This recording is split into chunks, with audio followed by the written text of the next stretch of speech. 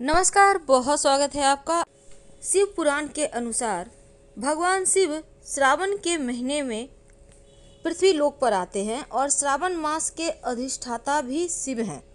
इस माह में भगवान शिव की सामान्य पूजा करने पर भी आपको अक्षय पुण्य की प्राप्ति होती है। वैसे तो भगवान का आशीर्वाद पाने के लिए भक्त बेलपत्र जरूर अर्पित करते हैं, लेकिन अगर आप एक दीपक भी जला देते हैं तो आपकी समस्त मनोकामनाएं पूर्ण हो जाती है। शिव पुराण में कहा गया है कि सावन के महीने में भगवान शिव के सामने दीपक जलाने से सभी पाप नष्ट हो जाते हैं और जीवन में अंधकार खत्म हो जाता है। तो शिव पुराण में किस समय दीपक जलाने के बारे में बताया गया है। शिव का सबसे प्रिय दिन सोमवार है। ऐसे में अगर आप सावन के महीने में, वैसे तो श्रावण का माह पूरा सोमवार के ही तरह है, लेकिन जब सोमवार की तिथि आ जाए तो और भी खास हो जाती है। तो आज आपने व्रत रखा होगा। वैसे तो यह प्रयोग किसी भी दिन करें। देखिए, हर एक वस्तु को अर्पित करने से हर एक अलग अलग तरह की मनोकामनाएं पूर्ण होती है और भगवान शिव की अगर सच्चे मन से पूजा करें तो सारे कलह कलेश से मुक्ति मिल जाती है, मनोकामना पूर्ण होती है, क्योंकि शिव जी हमेशा ही अपने भक्तों पर कृपा बरसाते रहते हैं। इसीलिए भगवान शिव को प्रसन्न करने के लिए सोमवार के दिन उनकी विशेष आराधना होती है। देखिए, जब भी आप शिव जी की पूजा करें तो सिर्फ शिव जी की पूजा ना करें, वरन आपको पूरे परिवार की पूजा करना चाहिए। भगवान शिव, माँ पार्वती, गणेश जी, कार्तिकेय जी महाराज, नंदी जी। तो चलिए जानते हैं कैसे आप शिव को मनाएं, कौन सी वस्तु अर्पित करके क्या फल प्राप्त करें। शिव जी को प्रसन्न करने का, खुश करने का बहुत सरल सा उपाय। देखिए, सबसे पहली बात, 108 की संख्या में कोई भी वस्तु आप शिव जी पर अर्पित करते हैं नमः शिवाय बोलते हुए, तो आपके जीवन की सारी परेशानियां ही दूर हो जाती है। जैसे कि चावल के दाने हैं, आप वही पूरे, आपके घर में चावल तो है ना, तो पूरे सावन में आप किसी भी दिन, या आप चाहें तो लगातार भी कर सकते हैं जितने दिन आपके लिए संभव हो, 108 दाने चावल टूटे फूटे हुए ना हो बिनकर रख लें और नमः शिवाय कहते हुए एक एक दाना उठाइए और शिवलिंग पर अर्पित करें। अर्पित करने के लिए आपकी जो पहली उंगली है, जिसको इंडेक्स फिंगर कहते हैं, तर्जनी उंगली, उसका उपयोग नहीं करना है और छोटी उंगली का भी नहीं। अनामिका उंगली, मध्यमा उंगली और अंगूठा, इन तीनों की सहायता से अर्पित कीजिएगा। हर एक वस्तु को अर्पित करने के समय नमः शिवाय। तो चावल शिव जी को वैसे आप पूरे सावन में अर्पित करें, एक भी दाना अर्पित कर देना तो शिव जी आपके जीवन में इतना बड़ा बदलाव लाएंगे कि आप सोच भी नहीं सकते। घर में किसी भी तरह की परेशानी है तो आप शिव जी को, जो सरसों होता है ना, सरसों का पुष्प, 108 सरसों का पुष्प लाकर भी शिव जी को अर्पित कर सकते हैं, बस बिल्कुल वही तरीके से। तो वैसे तो बेलपत्र भी अर्पित कर सकते हैं, लेकिन आज हम कुछ खास बताएंगे। देखिए, जब भी आप शिव जी की पूजा करेंगे तो नंदी जी को कान में अपनी मनोकामना जरूर कहिएगा, नहीं तो भला आपकी मनोकामना शिव जी तक कौन पहुंचाएगा। तो वो 10 खास वस्तु कौन सी है जो शिव जी को सबसे प्रिय है, जो अर्पित करके आप अपने जीवन के हर कष्ट को दूर कर सकते हैं। देखिए, अगर आपको लगता है कि आप थोड़े से रूखे हो गए हैं, प्रेम कम है आप में थोड़ा सा, तब यहाँ पर आप शिव जी को सिर्फ 1 लोटा जल से अभिषेक करें। लेकिन अगर पितृदोष हो जीवन में, तब आप जल में कुसा घास डालकर अर्पित करें। अगर आप चाहते हैं कि आपका तेज बढ़े, जीवन में शुक्र मजबूत हो जाए, सुख समृद्धि संपत्ति आए, आपका वैवाहिक जीवन अच्छा रहे, तब आप केसर की पंखुड़ी, आप चाहें तो जल में भी 1-2 पंखुड़ी डालकर शिवलिंग पर अर्पित कर सकते हैं। ऐसा करने से जीवन में खुशियां आती है, आपका शुक्र बेहतर होता है, पारिवारिक जीवन उत्तम होता है। तो ये महा उपाय है। आप जैसे भी पूजा करें, लेकिन एक बार इस तरीके से उपाय कर लेंगे तो जीवन के कष्ट दूर हो जाएंगे।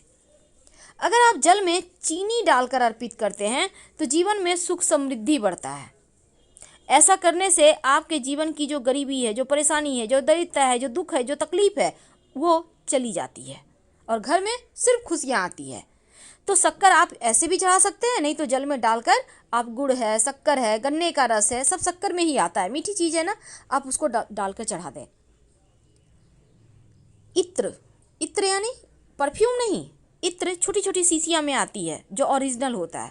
तो आप गुलाब या चंदन, दोनों में से कोई भी ले लें, और लेकर अपनी अनामिका उंगली, जिसको रिंग फिंगर कहते हैं, उसमें लगाकर शिवलिंग पर लगाते हैं। और वही जो आपकी उंगली पर लगा रह गया अपने कंठ में कलाई में लगा ले। अगर आप इत्र शिवलिंग पर अर्पित करते हैं तो आपके जो विचार हैं पवित्र होते हैं, आप गलत कार्य नहीं करते और भूल कर भी आपसे कोई गलती नहीं होती। हमेशा शिव जी आपको राह दिखाते हैं। दूध से तो हर कोई शिव जी को अभिषेक करता है, लेकिन क्या आपको पता है दूध से अभिषेक करने से क्या होता है? आपका स्वास्थ्य अच्छा होता है, और सबसे बड़ा धन तो स्वास्थ्य ही है। अब देखिए, आपका कभी हाथ थोड़ा सा भी कट गया सब्जी काटते समय, आप चल रहे हैं, ठोकर लग गया पैर में, कितना दर्द होता है। लेकिन शिव जी को जब आप दूध अर्पित करते हैं ना, तो वो सभी छोटी मोटी परेशानी, क्या बड़ी से बड़ी परेशानी भी आपको परेशान नहीं करती और आप स्वस्थ रहते हैं। दही, अगर आप शिव जी को दही अर्पित करते हैं तो जीवन में कभी आप बीमार ही नहीं होते। गंभीर से गंभीर बीमारी भी समाप्त हो जाती है और आपका शुक्र बेहतर होता है। आपको जीवन में भौतिक सुख साधन बढ़ते हैं। लेकिन एक बात याद रखिएगा, जब भी दूध अर्पित करें, दही अर्पित करें, या अभी जो हम आपको तमाम वस्तुएं अर्पित करने को कहेंगे, इसके बाद जल अर्पित कीजिएगा। इत्र अर्पित करने के बाद जल अर्पित नहीं करना, लेकिन दही अर्पित करने के बाद जल जरूर अर्पित कीजिएगा। तो दही अर्पित करने से क्या होता है? जीवन की समस्त परेशानियां समाप्त हो जाती है और आपका स्वभाव बढ़िया होता है, शुक्र प्रधान हो जाते हैं। इसके बाद जल अर्पित करना है। अब घी भगवान शिव को अर्पित करें तो संतान का सुख मिलता है, शक्ति बढ़ती है, वंश बढ़ता है। और घी अर्पित करने के बाद जल जरूर अर्पित करें और उनसे प्रार्थना करें। आपको संतान है तो संतान तरक्की करेगी, संतान नहीं है तो संतान की प्राप्ति होगी। और नमः शिवाय का अनवरत जप कीजिएगा। अब जरूरी नहीं है कि आप 1 किलो घी अर्पित कर दें, थोड़ा सा अर्पित करें और फिर जल अर्पित करें। बर्बाद नहीं करना है आपको। अगर डालना ही है 1 किलो तो थोड़ा सा अर्पित करके बाकी का डब्बा मंदिर में ही छोड़ दें, वहाँ पर दीपक जलेगा शाम में। चंदन, शिव जी को चंदन अर्पित करते हैं ना, तो आपका व्यक्तित्व तो बढ़िया होता है, समाज में मान सम्मान यश बढ़ता है, आपका मस्तक ठंडा रहता है। जैसे शिव जी चंदन लगा के ठंडे, उनका पीड़ाएं कम होती है विष की ना, उसी तरह आपका भी अंदर में जो पीड़ाएं हैं, जो परेशानियां हैं, जो समस्याएं हैं, वो कम हो जाती है।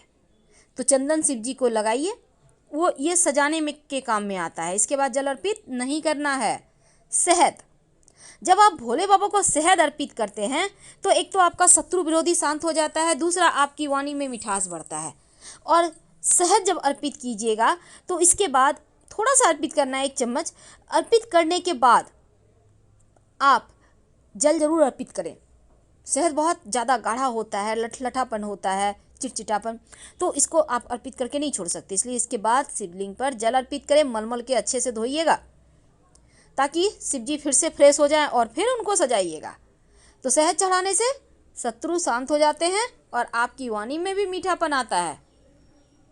भंगरैया, भांग जिसको कहते हैं, भांग अलग होता है, भंगरैया अलग। भंगरैया अर्पित करने से जीवन में खुशियाँ आती है, शनिदेव प्रसन्न होते हैं। और भांग अगर अर्पित कर दें तो आपकी कमियां दूर होती है, बुराइयां दूर होती है और शिव जी भी प्रसन्न होते हैं।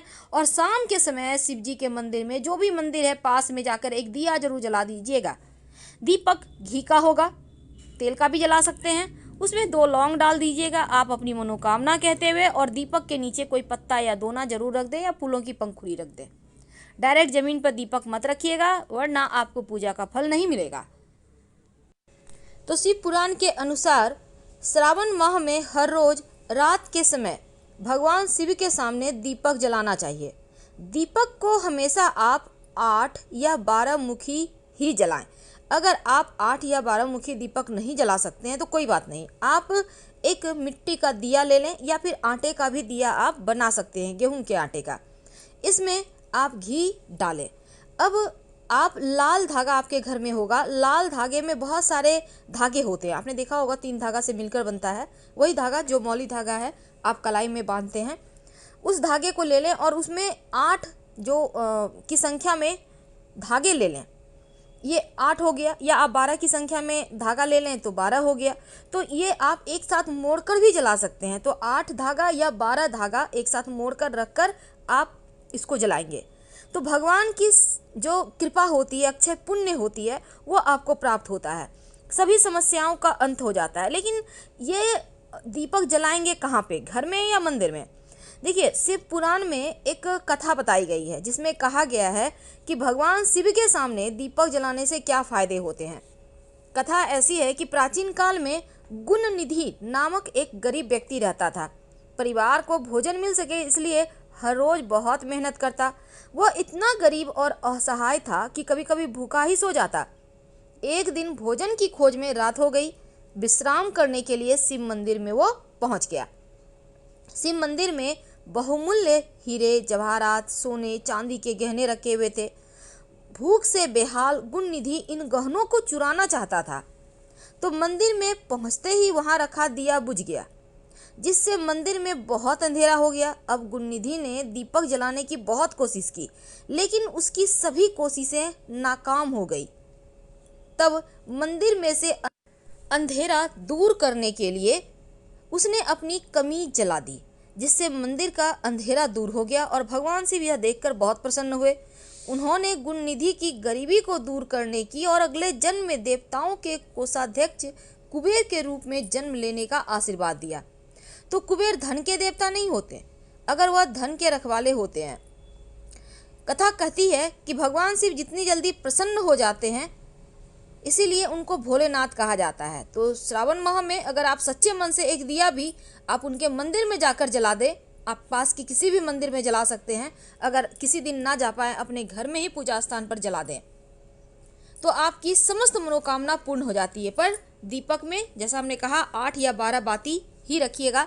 इसलिए हमने कहा अगर आप लाल धागे की बाती नहीं बना पा रहे, तब रुई की पतली पतली 8 या 12 बाती बनाकर एक साथ मिला लें उसको और फिर जला दें। हम आपसे विदा लेते हैं। जानकारी अच्छी लगे तब लाइक कर सब्सक्राइब करें। धन्यवाद।